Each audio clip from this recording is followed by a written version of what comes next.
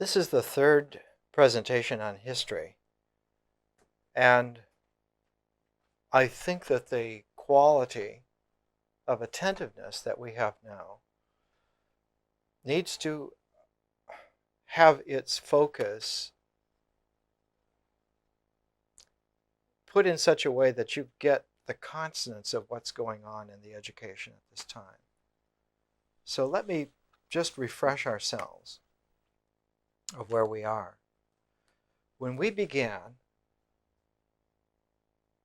over a year and a half ago, we started with nature because nature was the only possible beginning.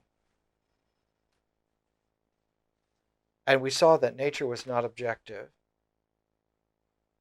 and that the first objectivity that occurs for us as beings is actually in that objectivity of existence. And that existence occurs because something happens. Now, there are many schools of thought throughout history, many angles of vision on this. But you can take it that activity establishes existence.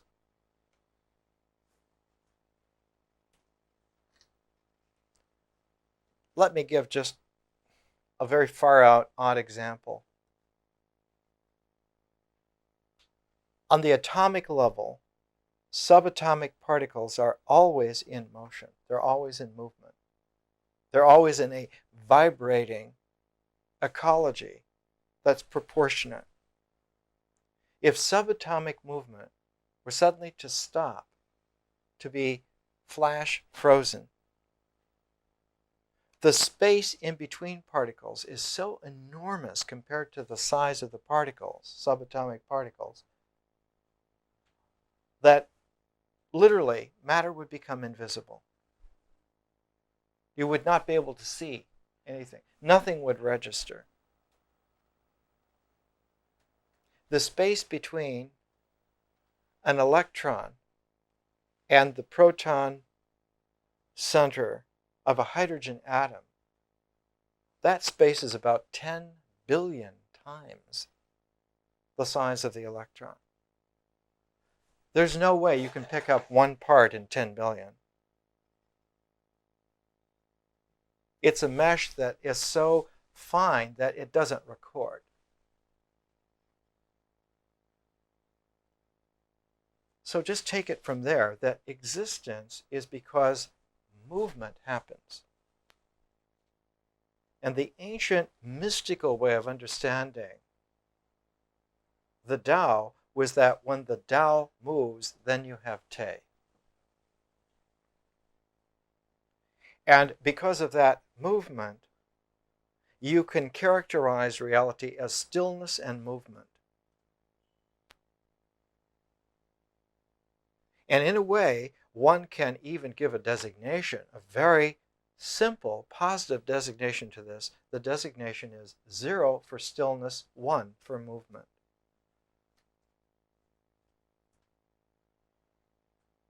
That movement is so primordial that there are no degrees preceding movement. There are no preparatory conditions before movement happens. And so the jump is literally a jump from 0 to 1. Now, what's odd is that from the perspective of movement, this is a polarity. It's a dichotomy. It's a duality. And so billions of years later, beings, our ancestors, who looked at reality from the perspective of an existence, which means the co-opted perspective of movement only, they saw reality as something which was polarized. Good and evil. Yes and no. Positive and negative. Male and female. They saw a dualistic, polarized world. That world is illusionary. That world is Maya. Its sense of what's what is only conditionally based upon the dance of Maya. As long as sweet Lila keeps dancing, that seems like that's true and real.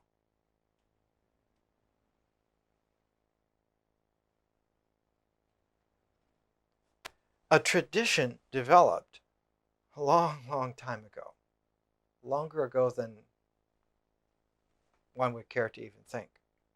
A tradition developed where one could stop movement at a depth inside, at a space called the mind. And in that stillness, the primordial stillness of the universe was recreated.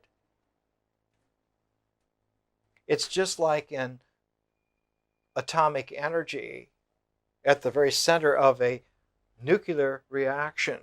The nuclear reaction recreates conditions in the sun. Same temperature, same conditions. The focus of a nuclear explosion is a bit of the sun, a bit of a star. And so too, in very powerful yoga traditions, meditation traditions, one was able to recreate the primordial stillness inside at the center of the mind. And one could, for the first time, wipe one's eyes clean from the perspective of the one looking back, from the perspective of the dance of Maya, and see from the zero angle that what one had considered real was always provisional. It was always conditional. And its conditional was specifically because existence is objective and the basis of everything that we know as life, but that there is a process called nature that occurs before existence ever becomes objective. And so from the zero mystical standpoint, men and women learned to wipe their eyes of this prejudice that existence is the arbiter of a measurement of a dualistic, polarized worldview, that it simply is only true provisionally, and there are many other situations where it's not true at all, and it is not ultimately true.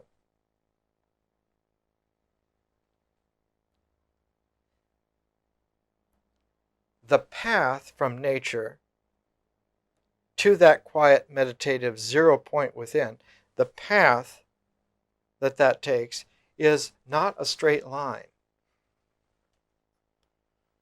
In fact, it's very much like if you put a satellite into orbit, the satellite goes in a straight line, but because of its condition of being gravitationally a part of the Earth, its straight line parallels the curvature of the Earth.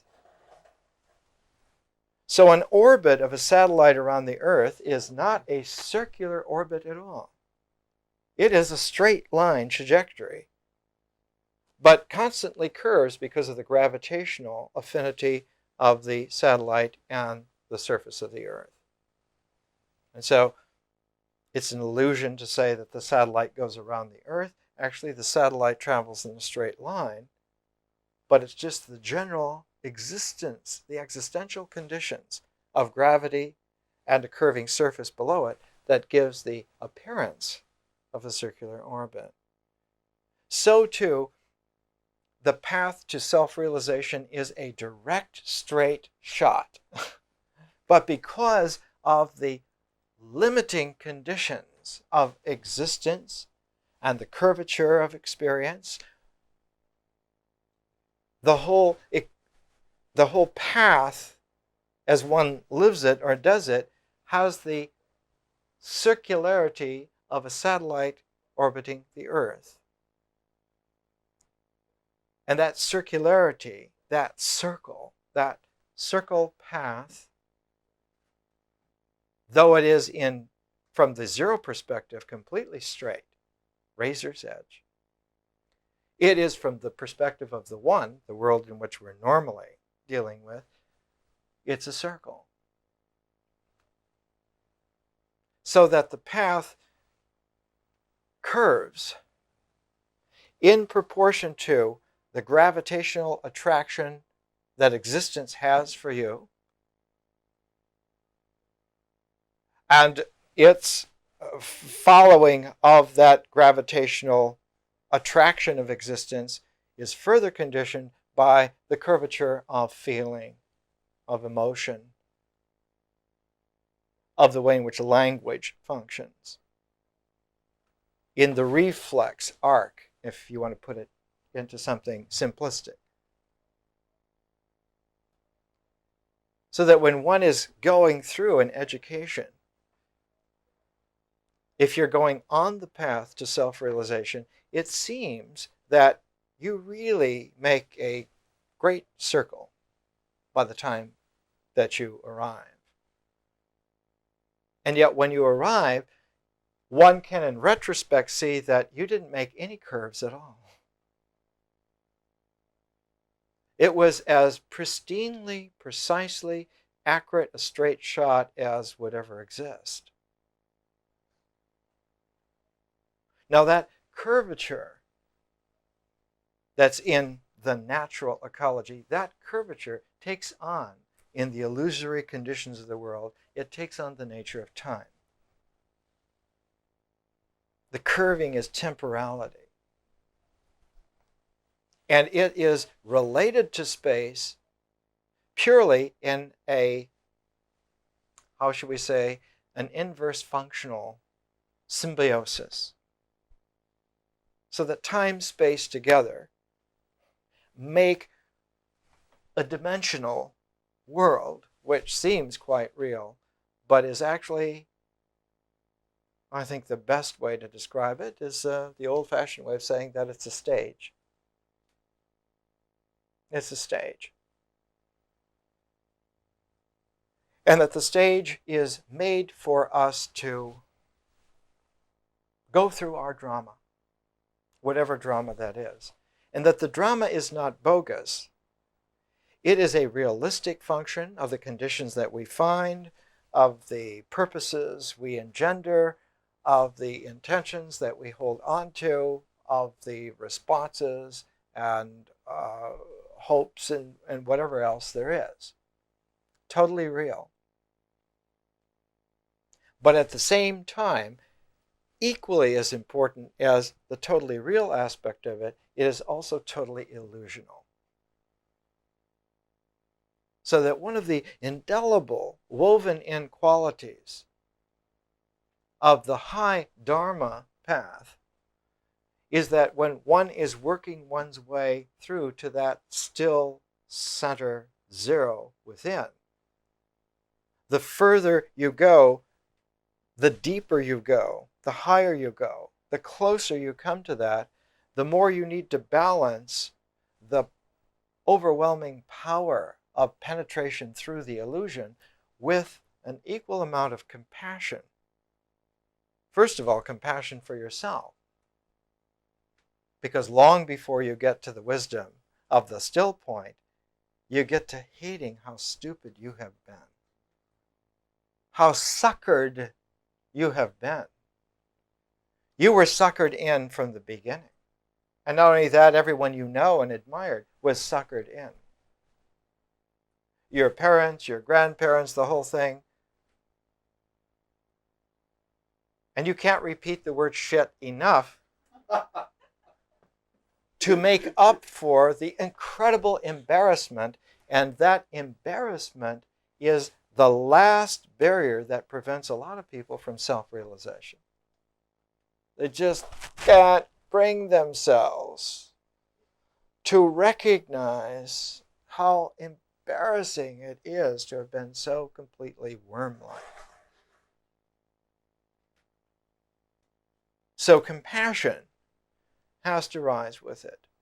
And the only way that compassion can rise with power, because if compassion is powerful, then it vibrates with power, and power always takes the lead. So compassion has to be humble.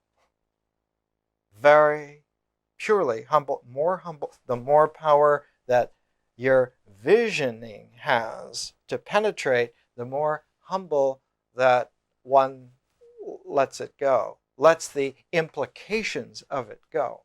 One continues to be able to see sharper and sharper, and one continues to see better and better in terms of not putting blame,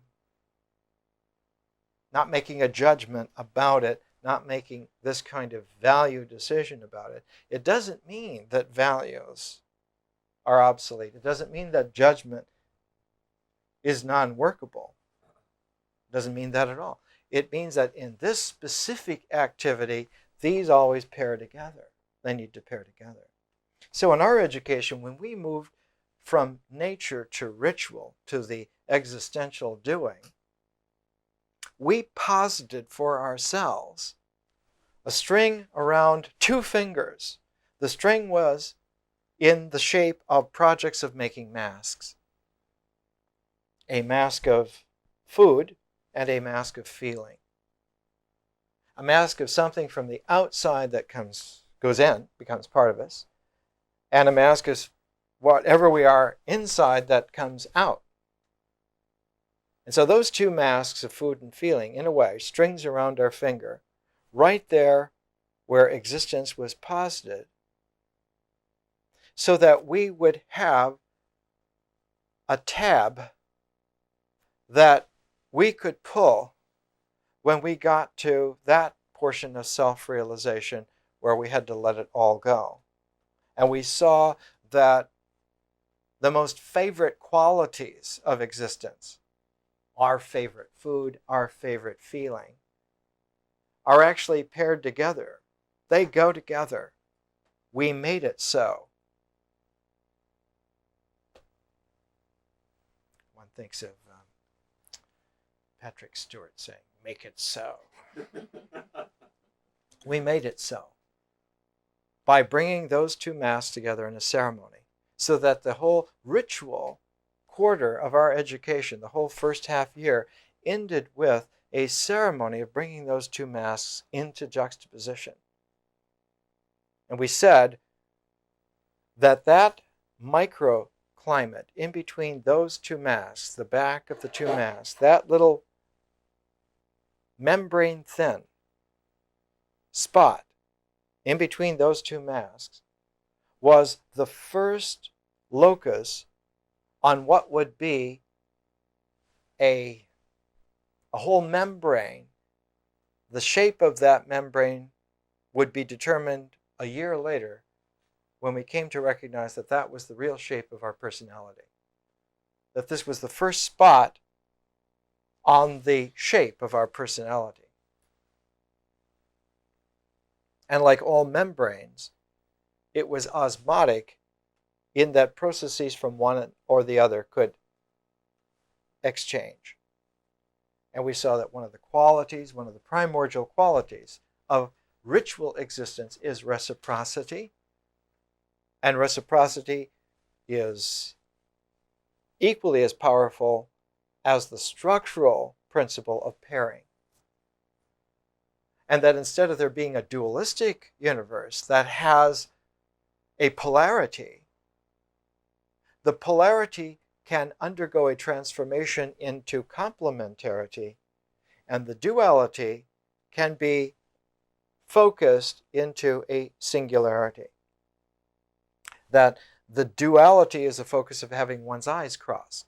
If you cross your eyes, everything looks like it would in the normal brain of the guy in the street. It's not denigrating the guy in the street. He can't help it. He was never told otherwise. And very few people find this out for themselves. There aren't many people on the planet right now that found it out for themselves. And the 20 or 30 million people that have found it got it through fine teaching. And in the past, there were never many people who originally came to this. The Buddha and a few other people originally came to this, but that's very rare. Most of us learn. We finally get it from somebody who knows, and they pass it. We went from nature to ritual in that way. And then we saw that myth as language added a kind of a parallel to nature, so that we had two processes. And in the same way, the two processes of nature and language evoked that inner world, the world of the mind, the objectivity of symbols. So that ritual and symbols are like a horizontal crossbar. They're that kind of orientation in objectivity. Deeds and thoughts. Deeds and thoughts are equally real, equally objective. One has to be pragmatic about what one does, and equally pragmatic about what one thinks. Deeds and thoughts are very objective, accurate, dependable bases upon which you can succeed or fail, on which you can muck things up or you can clear things up. They're both effective. And that there is, perpendicular to that horizon of objectivity, there's a whole verticality of process with, say, nature at the base and language at the top. And you can, once you have this kind of understanding, even with a diagrammatic reduction of it, and one has to be very careful and suspect about diagrammatic reductions. It's a whole area of faulting that needs to be investigated, has been investigated. You don't have to over-concern yourself here.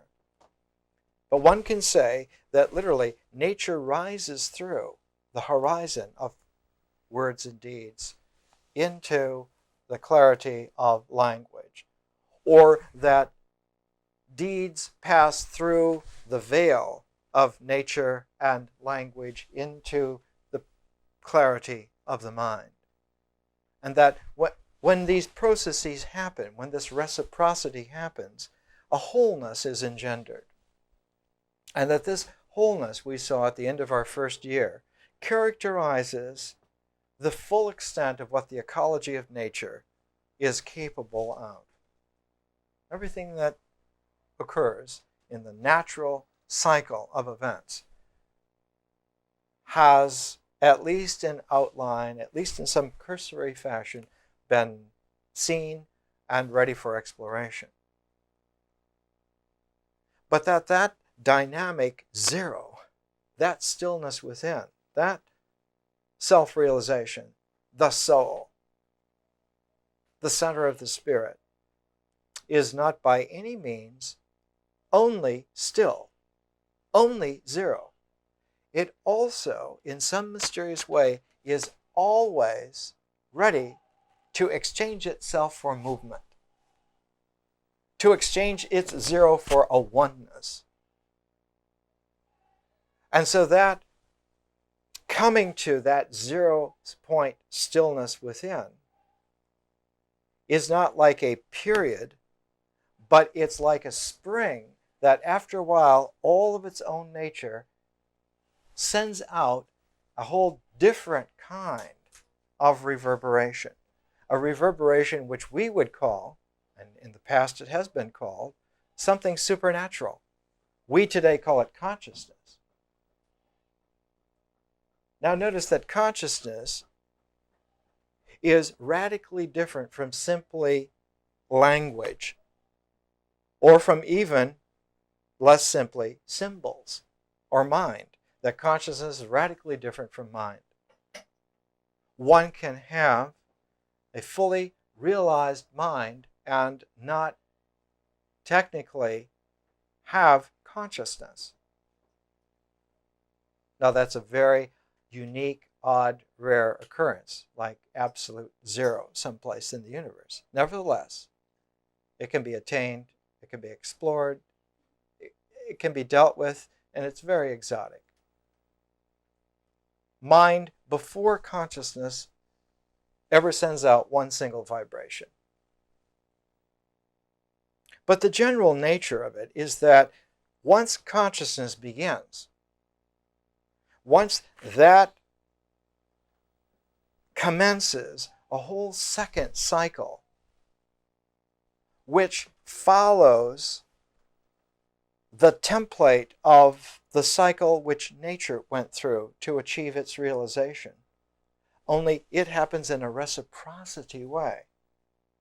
So that in a way, the circle of consciousness goes back through all the phases that nature went through, but goes back through it. So that one says, in a typical wisdom format of, say, 4,000 or 5,000 years ago, when this was first put into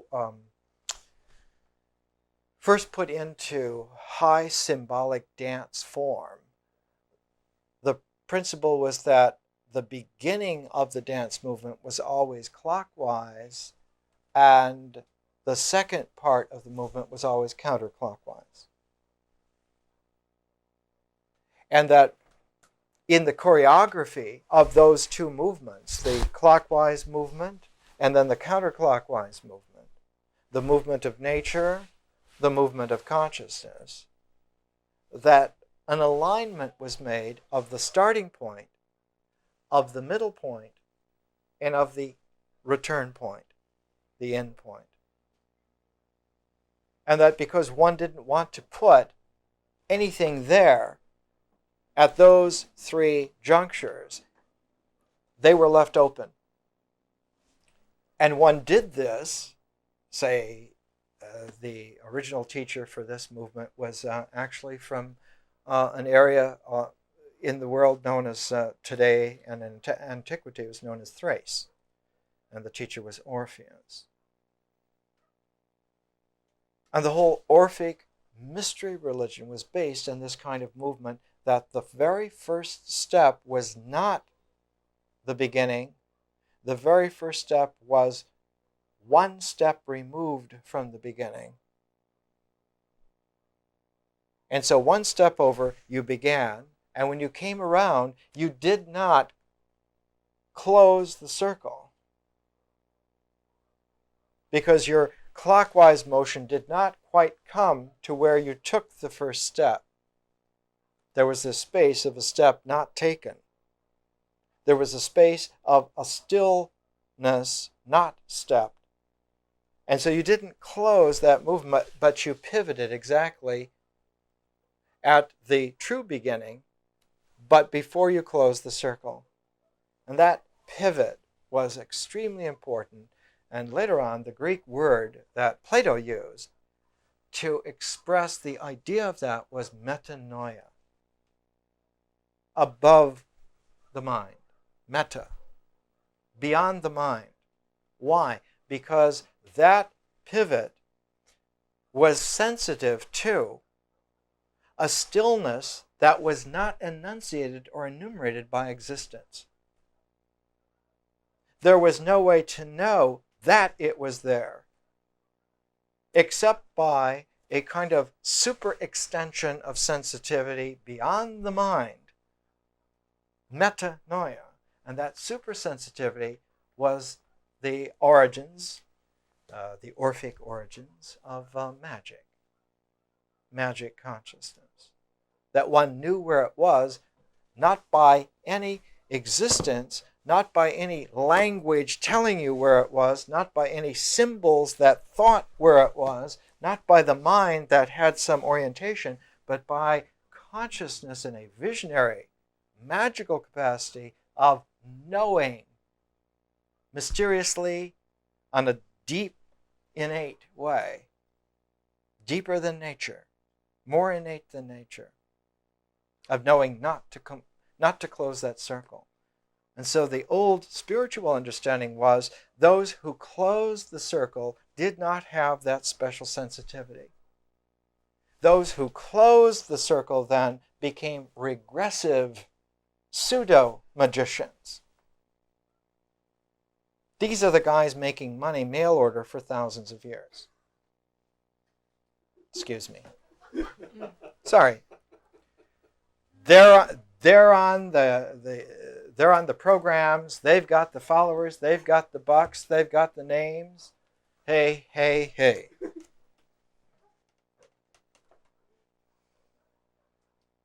Because when you close that circle like that, the energy, that is to say, the whole form of consciousness, is sucked back in a regressive mode. Why? Because consciousness already of its own supranature is counterclockwise. And as long as you keep consciousness pure, it will have this pure counterclockwise movement. But if you let consciousness be sucked into the natural movement is clockwise. And so consciousness becomes like a regressive tendency within nature.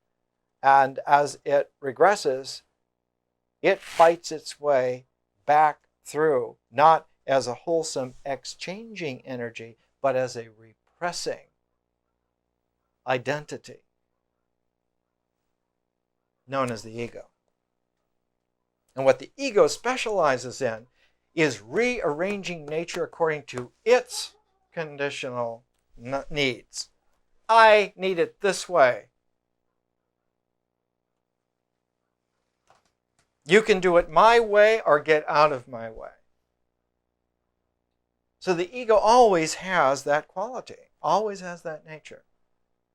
And the seed of every ego loose on the planet, or any planet, is always in having transgressed that sacred still space at the beginning. And because it's a transgression in such a primordial way, because the closing of that sacred still space that has no existence, because it had no existence, really, it had no definition, and one experiences then the ego in its deepest substrate, experiences that as a fall.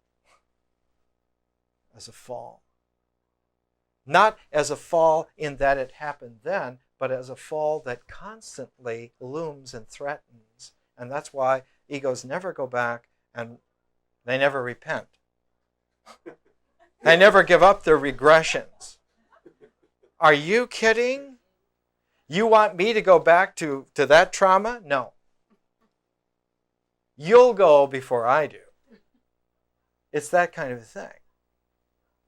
And as it goes back through the mind, the ego gets all these mental,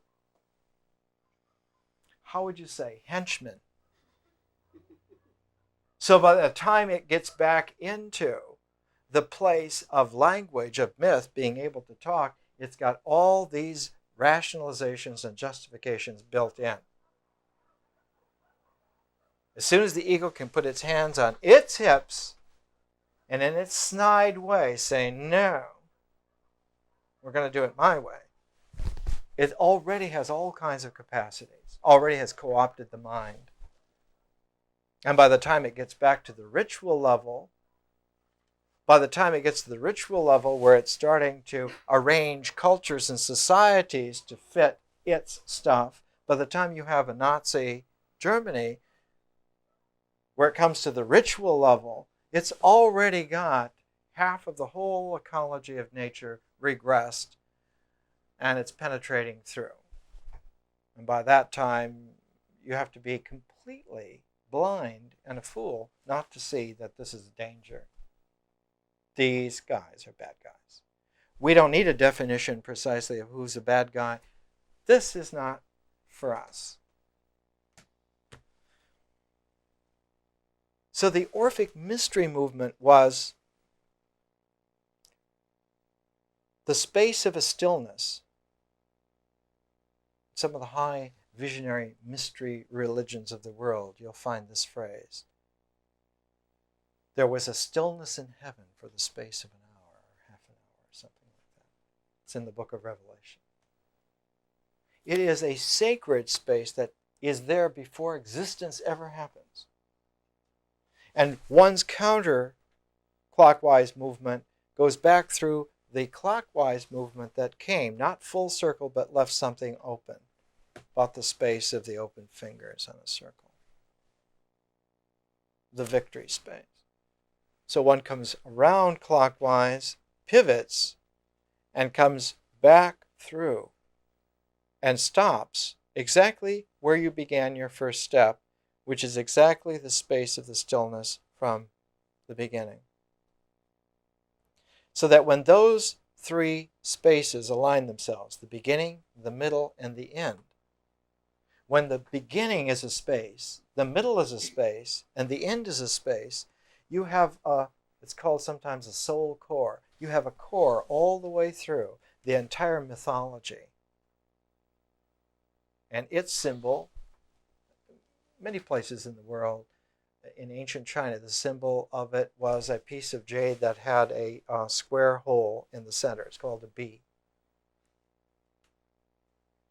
And that jade diadem that had that shape, a round shape with a square hole in the center, was the symbol for the Zhou dynasty when the I Ching was made about 3,000 years ago.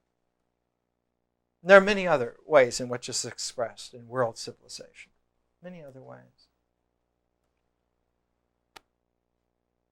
What's important for us is that in this education, we took care not to close the circle at the end of the first year.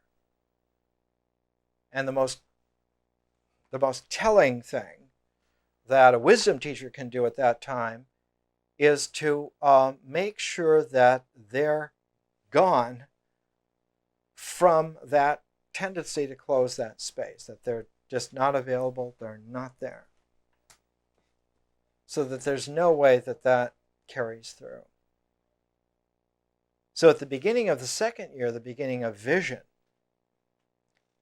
is usually a time of a little bit of discomfiture from the student angle and tremendous relief from teacher angle that this was respecting sacred space, we didn't infringe. But as that counter movement comes back through, the reciprocity is of such a nature that vision now displaces nature. Not that nature is gone or replaced by it, but that vision operates in that place where nature operated.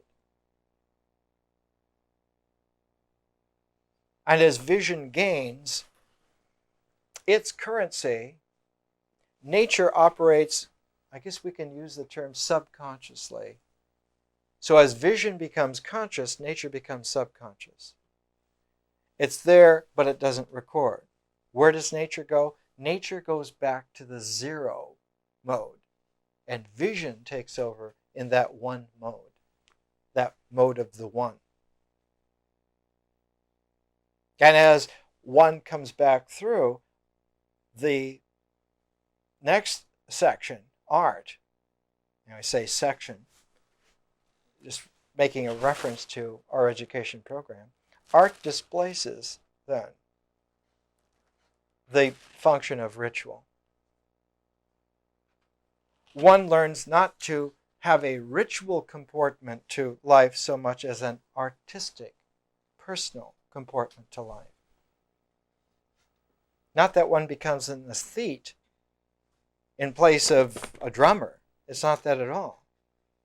It's that the whole outlook in objectivity becomes personal rather than simply ritualistic. So that the personal qualities take precedence over the habitual qualities. And this personalizes because consciousness, for it to be healthy, has to personalize. And the personalization shows a reciprocity, which can be mistaken as a dichotomy and complete polarity, to the ritual or the habitual. The personal aspect is one of great variety. One gets a lot of charm out of the odd way in which so-and-so does things because that's the way they do it. And so variety becomes one of the qualities of excellence in personality, whereas variety is to be frowned upon from a habitual standpoint. Everyone needs to do the same thing and do it right. So in a way, by the time that the artistic quality and vision begin working together, there is a tension where half of the operative realm is still in the natural ecology, myth and symbol, and half of it is in a conscious sense of vision and art. And it's exactly at this point that a further transformation needs to take place. It's exactly at this point that the transpersonal qualities of consciousness need to come into play. And those transpersonal qualities are the birth of civilization. And civilization is radically distinct from culture. A healthy culture has a good ritual cycle and a healthy mythology that is really expressive of it. Whereas a good civilization has as great a variety of human beings who are personable as can possibly be, and a shared vision. And so history, as a process, if it would happen in an abstract, pure way, history would displace myth very quietly. Myth would become subconscious and history would become conscious. But more than any other place, in reality, this is where war happens. Because one is not dealing with a purely mythic world. Purely mythic people have an intense subconscious affinity with the highly conscious personal beings of high civilization. They see them almost like gods. They see them almost like they understand that these are pure people.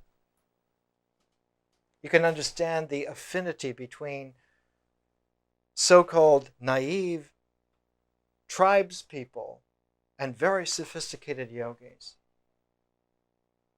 There are many stories of the Buddha and tribal people, or of Jesus and simple people, or Lao Tzu and just ordinary farmers. The very high, sophisticated civilization bearers who have no regression whatsoever in them are like super beings, and they have the love of the common people, just like the common people love animals and kids. They also love these kinds of very pure, conscious beings. And they are loved in turn. Gandhi. After Gandhi went through tremendous transformations and became a Bhagavad Gita spirit warrior in a way, he was completely at home and never threatened by common people no matter where he went. After India was made independent and it was all wrong, it was filled with regression, and it was evident that this is what had happened, Gandhi took himself down to the jungles of what is today Bangladesh, to the worst section of Bangladesh, the swampy, poor jungle area, it's called in India Noakhali. And they had never heard of him, but as soon as he appeared, they knew. And he was slowly putting India back together again on the track of a dharma rather than a politics when the situation called for him to go to a prayer meeting in the north, and that's where he was shot. Not shot by any common person, but shot by a devotee of a cult run by a leader who was regressively back to like Nazi level.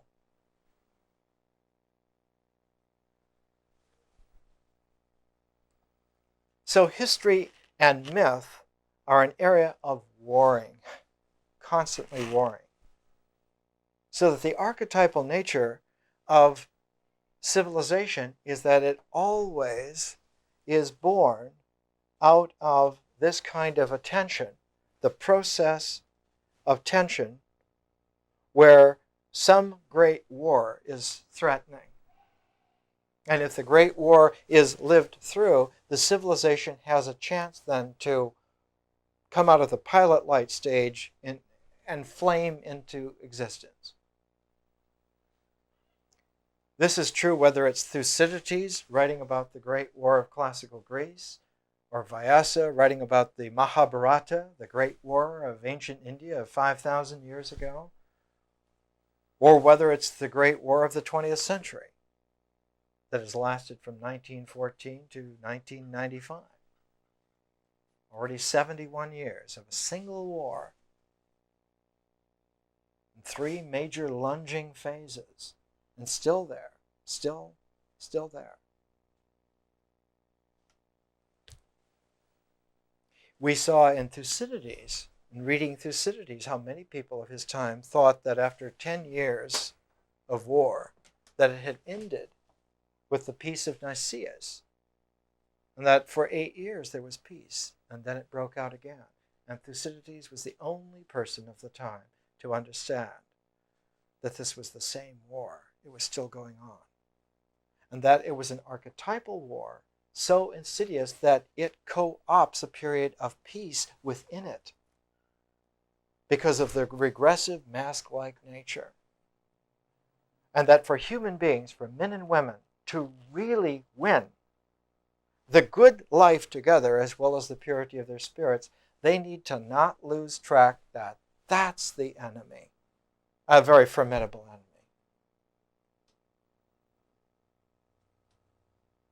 And that the true weapons of fighting that enemy are the weapons enunciated by Jefferson: eternal vigilance and cooperation together. Let's take a break.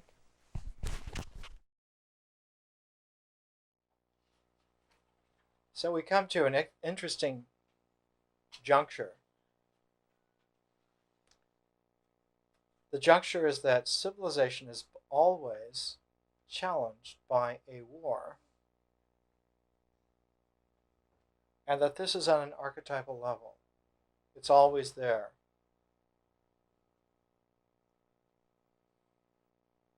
The crisis of the birth of civilization is always bound up with a war. Either the Mahabharata or the Trojan War, or the Peloponnesian War, or the Cold War is always there. And that the true tension is between the civilization struggling to have its birth and development and the regressive, manipulated cultural forms that are fighting against it, trying to keep it from coming out.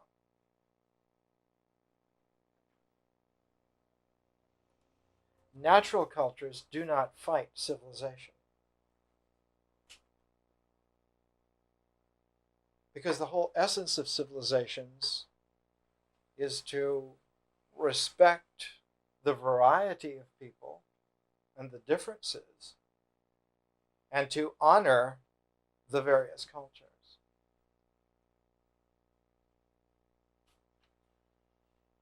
The model for this historical civilization is ancient now in terms of our sense of time, but very recent in terms of the history of the planet.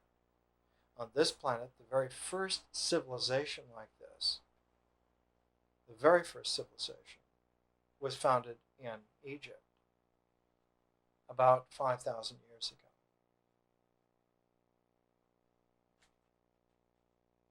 The most successful civilization, though, was not on the Egyptian model. The most successful came about 700 years later with the figure of Sargon, Sargon of Akkad, Sargon the Great. That civilization was much more effective than the Egyptian. The Egyptian-oriented civilization on the basis of the Nile River, whereas Sargon's Akkadian civilization organized on the basis of the Euphrates River. But whereas the Nile River starts in very unknown, untamed Africa, at the time of Egyptian civilization, they didn't know where the Nile came from. In fact, the origins of the Nile were a famous adventure at the end of the 19th century, just very recent. And the Nile ended in the delta around the Mediterranean Sea. Sargon's civilization began in the delta of the Euphrates, ancient Sumeria, and extended its way, but it continued past the beginnings of the Euphrates, which are in what is today present-day Turkey, and went all the way to Crete. So that Sargon's civilization was the first successful multicultural situation that also took in completely different climates, completely different peoples. The peoples on Crete, the peoples on Cyprus, the peoples in Asia Minor, the peoples in Syria, the peoples in the Euphrates and Tigris valley systems, the people in the Zagros Mountains, the people in the Persian Gulf. So that Sargon united everything from modern-day Pakistan to modern-day Greece into a single civilization. And it became the prototype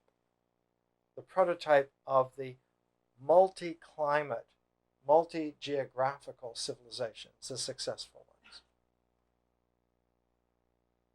The Egyptian model became a paradigm for the kind of transcultural integration that happens along a spinal column of limited conditions. And so the Egyptian became the civilization that was the paradigm of Western interiorization, where one's body was the Egypt and one's spinal column and brain were the synthesizing neural energy. And so the Westic mystic civilization always interiorizes in terms of the model of Egypt. Whereas the successful world-class civilizations, we would call them, are all based on Sargon. The Persian Empire was based on Sargon's model. Alexander the Great's Greek civilization was based on that. The Indian civilizations of the Guptas and Chandragupta Maurya, the Mauryas even 1,000 years before the Guptas, the Kushan Empire, even the empire of Mahayana Buddhism, the Chinese Empire, not just the Chinese Empire from the Tang Dynasty or even the Han Dynasty or even the Zhou Dynasty, but the very first Chinese empire, the Xia Dynasty, 2200 BC, is heavily influenced by Sargon and his model. So that in many ways, this whole form of civilization on this planet has a very peculiar and particular history of its own. It's extremely difficult to understand, extremely difficult to appreciate. But one of the qualities that's outstanding for it, like a litmus test, the difference between a culture and a civilization, is always the endorsement of the freedom of individuality in a civilization. The freedom to be different is an unvarying litmus test. So in Thucydides' History of the Peloponnesian War, in Book 2, right at the beginning, where he talks about the real beginnings of the war, he takes the number one protagonist, the number one figure who created the Peloponnesian War. He takes the figure of Pericles, that more than anyone else, and specifically him, Pericles, in creating the civilization of the Athens ecumeny, invoked the fear and jealousy of places like Sparta and their allies, and by pressing the issue, precipitated the war. And the most famous place in the history of the Peloponnesian War, where this is focused, are the speeches that Thucydides makes to present the character, the personality, the conscious personality of the figures. And the conscious personality of the figure of Pericles is first presented in his great funeral oration, the funeral speech. In the Penguin Classics edition, it begins on page 143. Pericles' funeral oration is one of the greatest speeches in world history. And the very center of this speech, the pivot upon which it takes place, is paragraph 37. All the classic material that's been around for thousands of years. It has been commented on by scores of generations of people. All have standard numbers. This is paragraph 37. Here's what Thucydides has Pericles say to the people of Athens. Why it is that this is different, why it is that the war is important, why it is that it's going to happen, needs to happen, will happen, is going on. He says, let me say that our system of government does not copy the institutions of our neighbors. It is more the case of our being a model to others than of our imitating anyone else. Our constitution is called a democracy because power is in the hands of not a minority, but of the whole people. When it is a question of settling private disputes, everyone is equal before the law.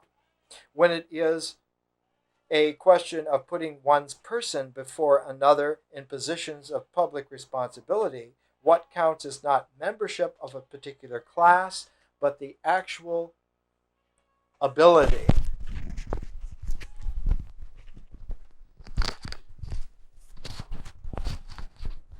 I care more for you than I do for posterity. Notice that what Pericles is saying here is that when you have a civilized form, the form of civilization, a conscious form, everyone counts. One of the hallmarks of civilization as opposed to culture is that everyone counts in the sense of the health and wholeness. So that as soon as you see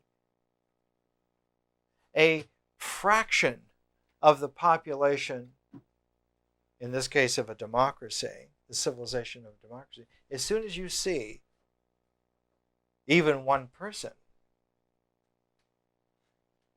not accepted, out of place, one has to begin right there to ask the question, what's going on?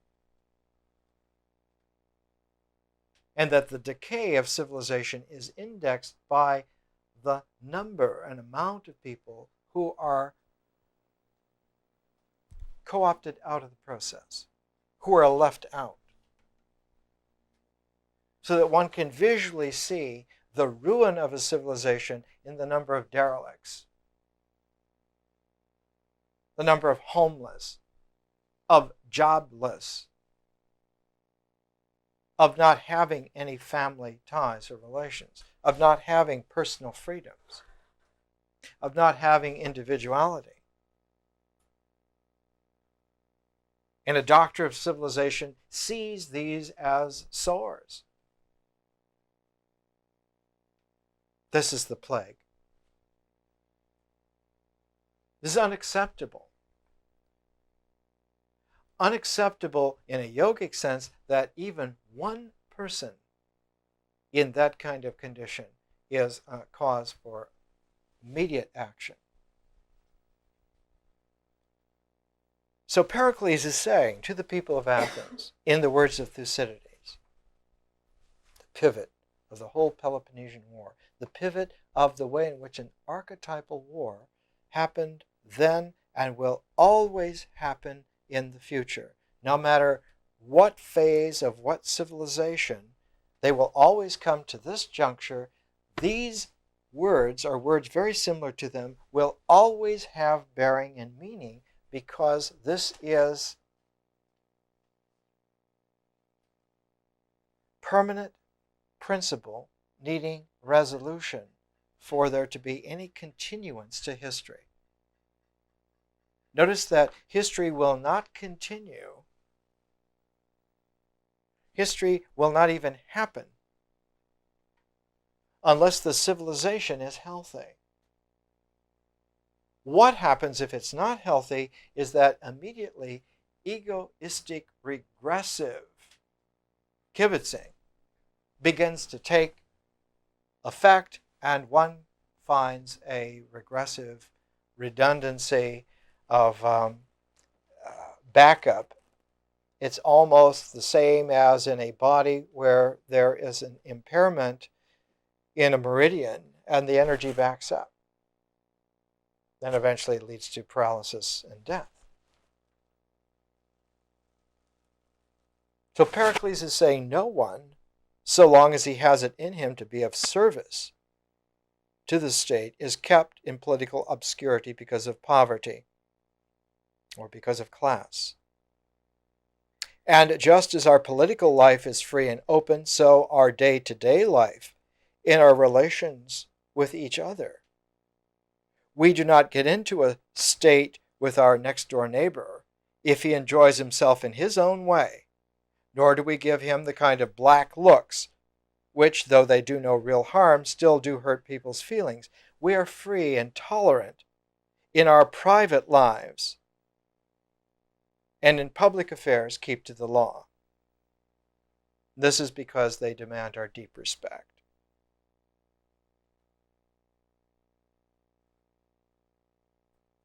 It's this kind of characterization that holds all the way through the last 2,400 years of history, right up until our own time, as a matter of fact. That this particular kind of order, and it's not a political order, it's an order of conscious form in the process of history known as civilization.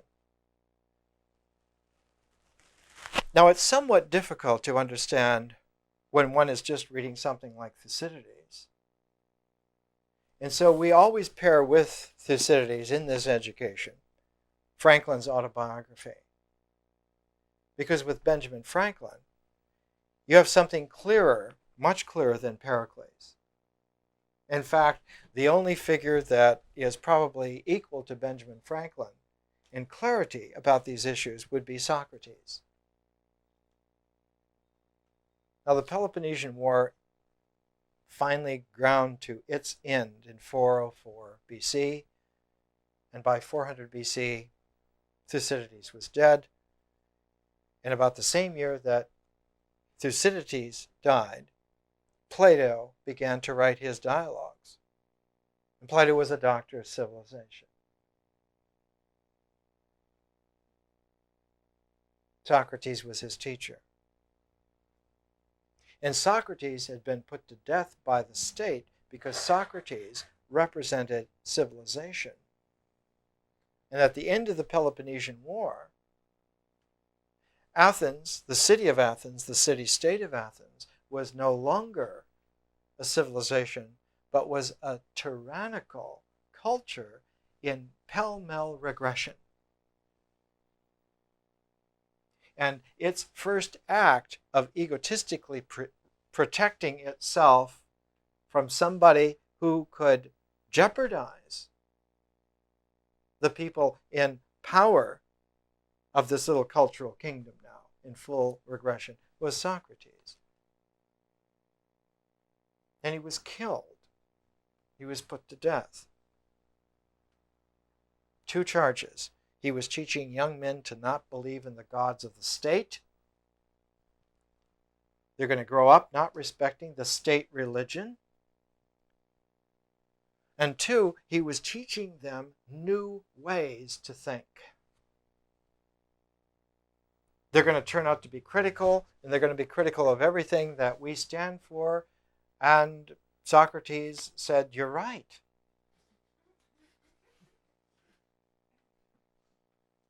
And Plato's dialogues, the whole career of 50 years of writing his dialogues, show conclusively, again and again and again.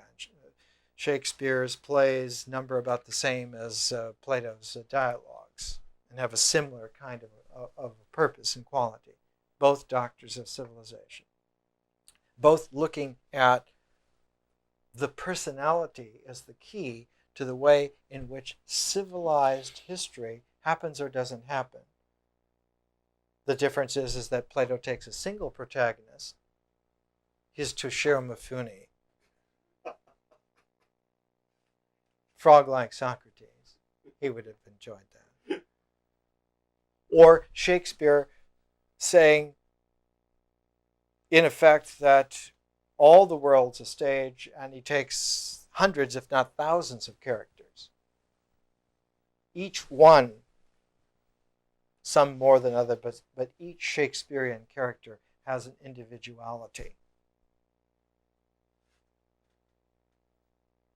Even the lowest peasants like Dogberry or somebody like that, even the wildest spirits like Puck or Ariel, they also have personalities. They have individualities.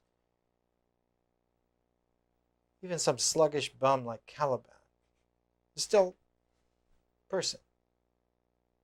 Or a Hamlet or a Lear. So Shakespeare is a defender of a worldwide civilization, a planetary civilization that emphasizes that the variety and freedom of personality is the litmus test of whether it's happening or not. Because if the playgoers cannot appreciate the full spectrum of the variety of the ways in which human beings happen, men and women, then they're going to be the persecutors, the prosecutors of that population of people who do.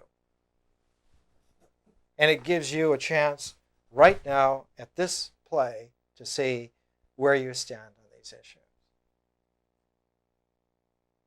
In Plato's dialogues, it's always Socrates, the figure, the person of Socrates, who's the arbiter.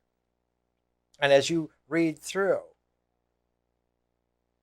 a Platonic dialogue, and they used to be staged so that you would hear, as you read through a Platonic dialogue or hear it, the figure of Socrates is constantly holding, like a yogi, is holding that center line to the direct interiorization, the 0 point within.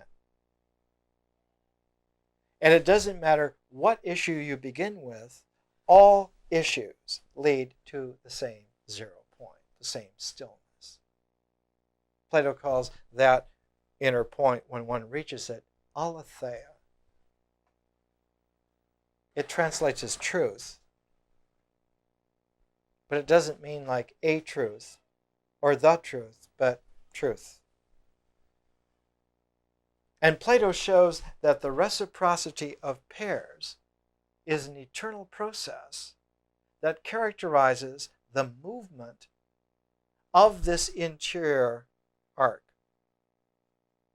And in a way, Socrates is like a guide that if we stay with Socrates, we follow directly inward to that 0 point of aletheia.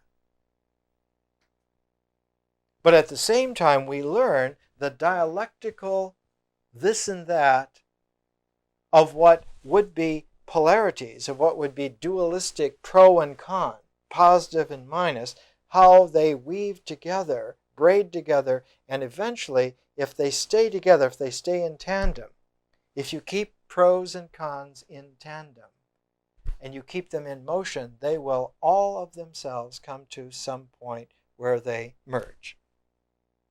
Why? Because it's a universal principle. They have to do that. Because the 0 point is more real than the apparent duality. A principle like in Gandhi, a satyagrahi, a Bhagavad Gita spirit warrior, comes up against an opposition on a clearly delineated separation, clearly delineated polarity, so that they know that they're on this side and you're on this side, and you stay with them all the way through the process, and eventually they come to see where you are. If you do not lose track, you have to be a karma yogi, a first class, world scale karma yogi, but it works every single time because it's a universal process. It has nothing to do with demonstrations, has nothing to do with nonviolence, although demonstrations and nonviolence are concomitant. It has everything to do with the yogi keeping single-pointedness of purpose all the way through to the real. It's like a needle that penetrates the bubble of illusion.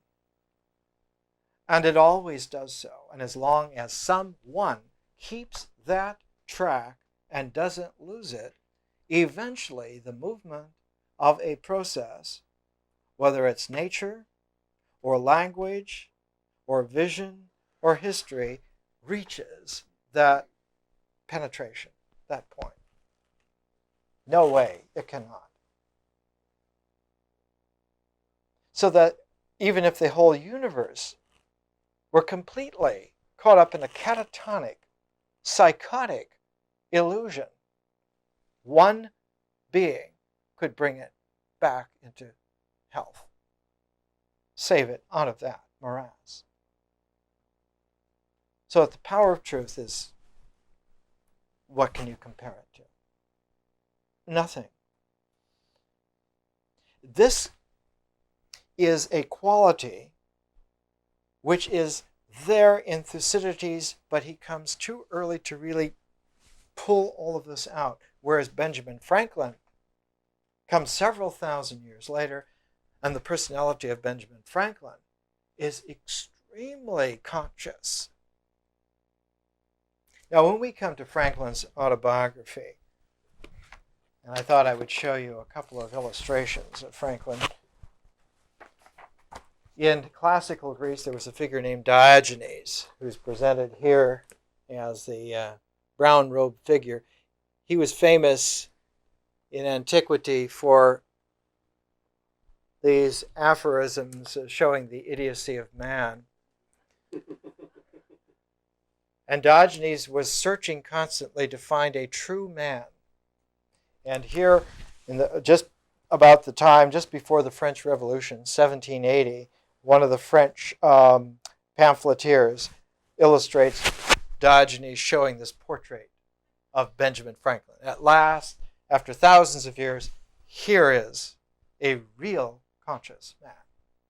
And the great painter, court painter of the time, who destroyed the false powder puff mythologies of the French parlors, Fragonard. He painted gods as perfumed hussies, so people lost respect for them.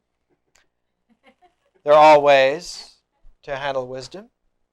And Fragonard paints Franklin here with his shield holding off the lightning of the universe, and all of the genius of Franklin is going to slay these monsters and tyrants that have plagued man constantly. And indeed, they've like this constantly. Franklin, in his autobiography, records for us that at the very beginning of his life, even before he was born, the character of attentiveness to cultural danger and the need for personal vigilance was a characteristic of his family. Even the name Franklin, in not Old English, it came in Middle English time, in Chaucer's time. Franklin was a term used for free men. In Chaucer's Franklin's Tale, the Franklin is a free man. He's not nobly born, but he's noble within.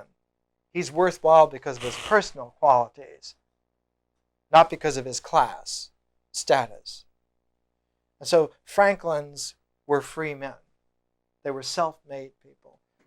And Franklin records how before he was born, in England, and the Franklin family came from Northamptonshire, from the village of Ecton. It's not far from Castle Ashby, which the current Marquis of Northampton enjoys as his residence. The Franklins came from that area. But in the England of that time, of the 17th century, of the 1600s, there was a lot of religious persecution. A lot of it.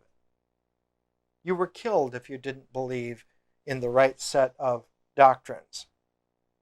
And so the family Bible, the Bible that would be read by the old male member of the family to the rest of the family, was taped to the bottom of a stool. And they would always have a lookout at the window while reading the family Bible so that anyone approaching, they could quickly turn the stool upside down and go back to their manual work. It seems peculiar to us now because we've enjoyed some almost 300 years of freedom thanks to the likes of Benjamin Franklin. But there was a time when you were killed for being able to read the Bible. Yeah. Fatwas from Rome. Why? Because the Bible had become a regressive, ritualized, habitualized, doctrinaire set of beliefs and approaches. And it had been that way so long, regressively, that it became a petrified wood fragment of a frozen culture. Became an addictive, habitual, demonic thing, rather than what it was originally, rather than what it was for hundreds of years when it was being made.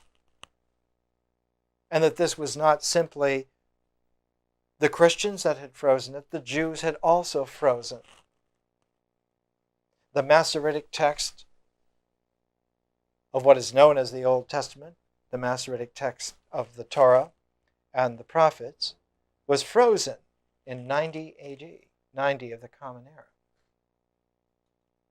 And you can look at a text from 90 CE, and it's exactly the same as 1995 CE. Not one iota, not one jot is different. It's time frozen. It's a cultural, habitual relic rather than a living book, rather than a vision which makes for a civilization which then objectifies a cosmos. It's a club that's used to keep people in line. And the Christians and the Jews and the Muslims, all being people of the book in this sense, are all frozen relics, are all icons of a regressive quality subject to the tyranny of egotistical machinations. To put it in the words of several 100,000 rebels, it's a nightmare. To put it in the words of the old joke, Tarzan says to Jane, after he quaffs down a couple of martinis, and she says, Tarzan, what is it? He says, Jane, it's a jungle out there. It's true. It is. But the jungle has a short leash. It can lunge only so far. How far can it lunge? It can only lunge as deep as the regression has been allowed to penetrate into the mind.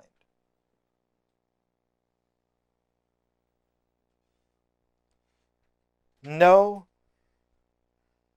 demons can lunge farther than their leash lets them. Why?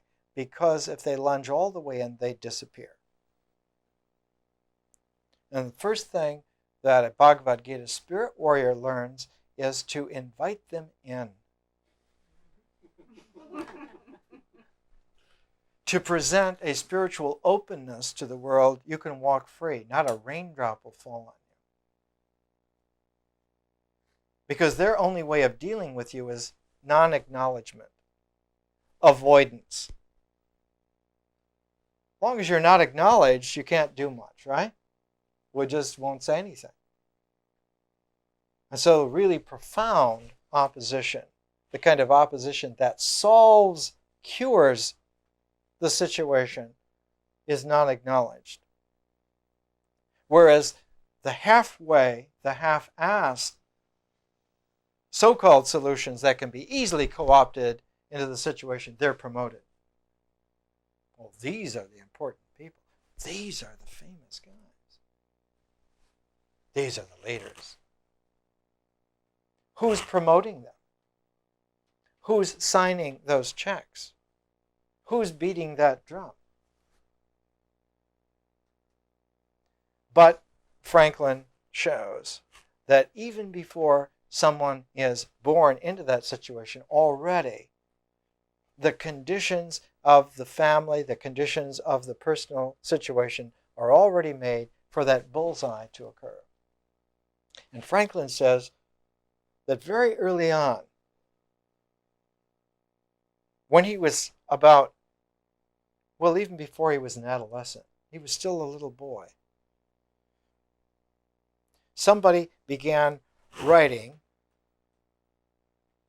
and he writes here, there was another bookish lad in the town, John Collins by name, with whom I was intimately acquainted. We sometimes disputed, and we were fond of argument, and very desirous of confuting one another. Which disputatious turn, by the way, is apt to become a very bad habit, making people often extremely disagreeable in company, by the contradiction that is necessary to bring it into practice, and thence, besides souring and spoiling, the conversation is productive of disgusts and perhaps enmities, where you have occasion for friendship. I had caught it by reading my father's books of dispute about religion. Persons of good sense, I have since observed, seldom fall into it except lawyers, university men, and men of all sorts that have been bred at Edinburgh. A question was once somehow or other started between Collins and me of the property of educating the female sex.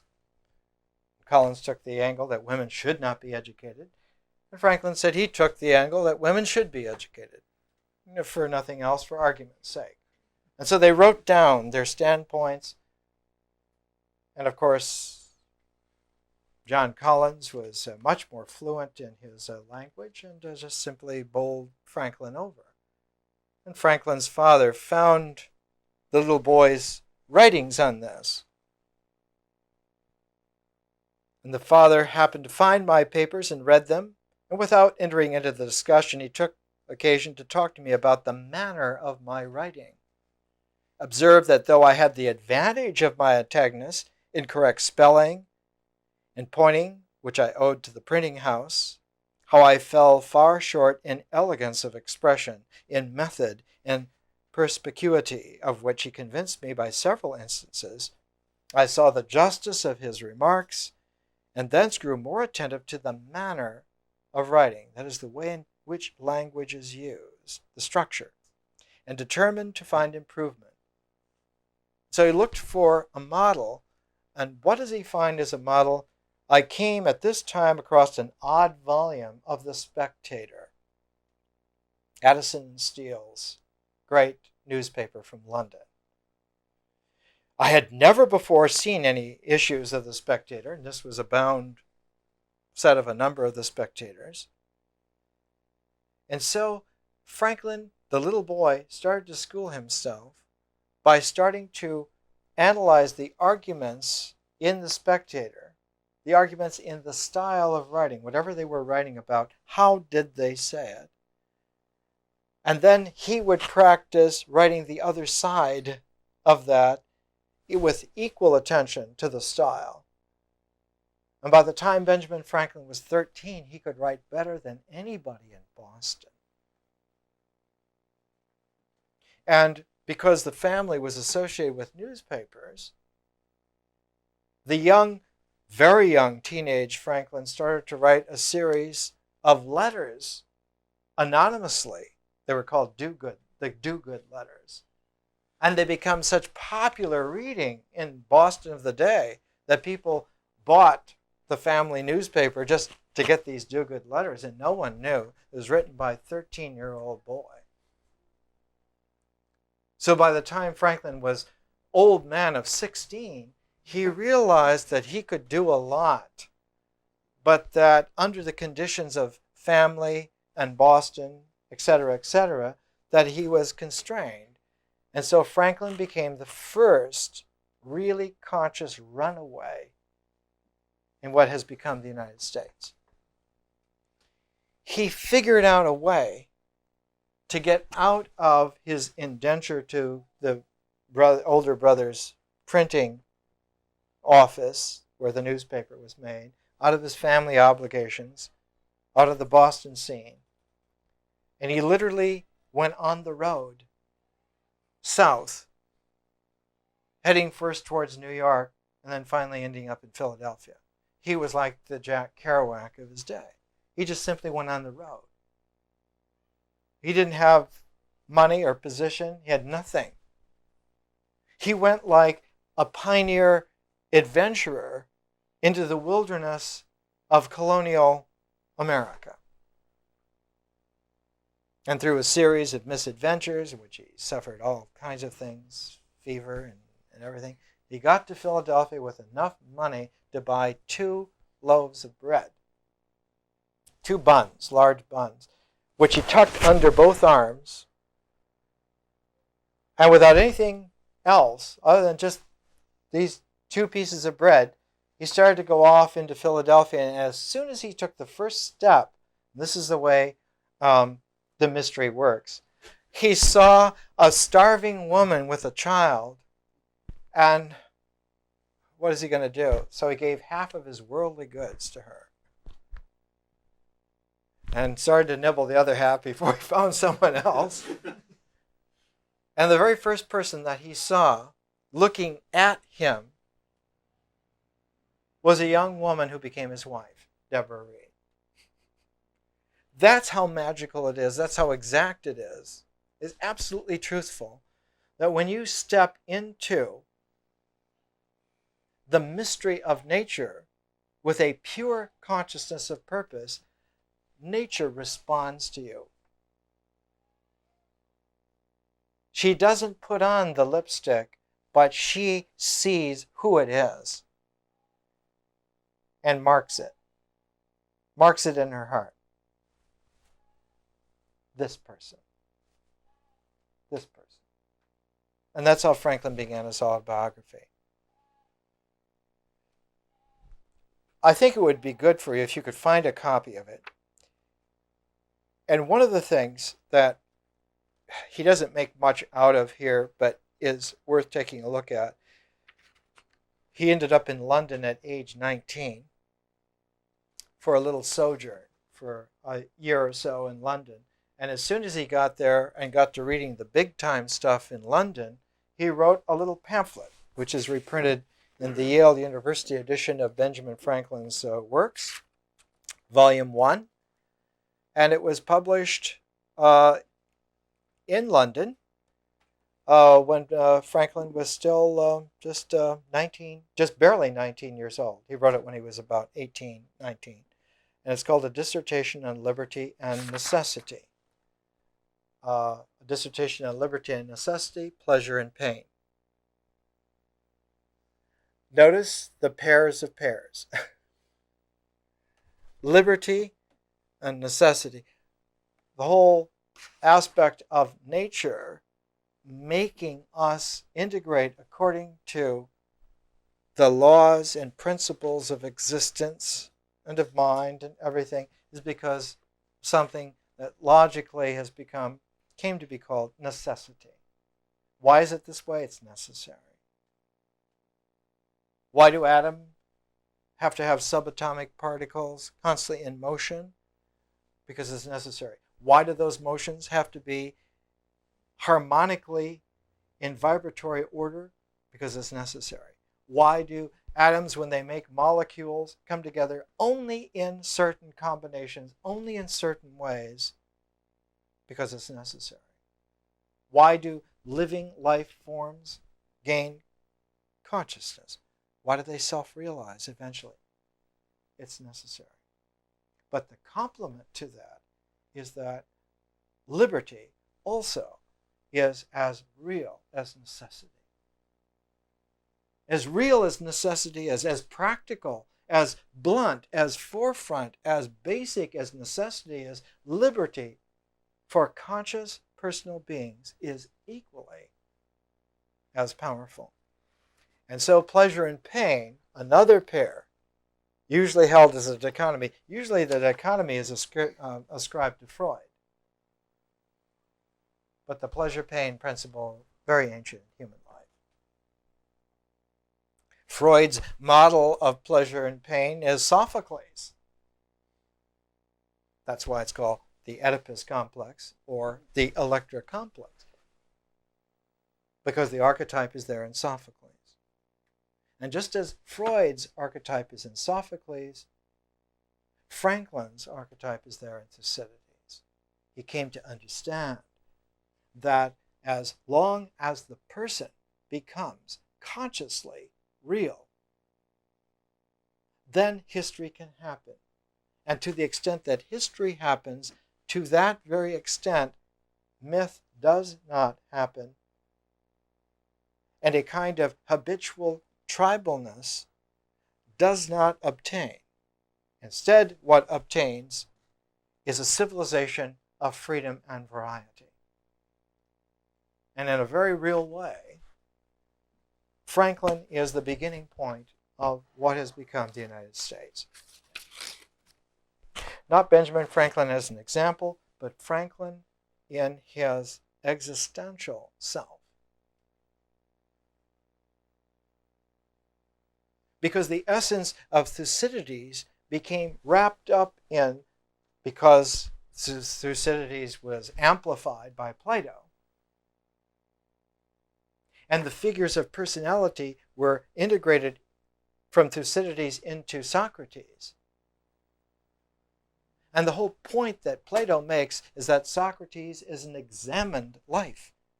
And Franklin follows that to perfection. He's the yogi, he's the American yogi of the examined life. Someone who can constantly look and check every working aspect of their life, and whatever's wrong, let's fix that. Instead of changing everything, let's find out what is not working, let's change that. So it's just like a NASA mission on the individual basis. Instead of feeling ridiculed and ashamed or impotent or stupid or whatever, let's find out what is it that's not working, let's fix that. Let's find out how to fix it. So that the examined life slowly refines itself to something that works, and works better and better. In American history, there's a direct line, synthesizing line, from Benjamin Franklin all the way to Henry Adams, who lived up until 1918. A direct synthesizing line that's as straight as a yogic arrow. You couldn't have a plumb line any straighter. All the way to Henry Adams, all the way to through the First World War.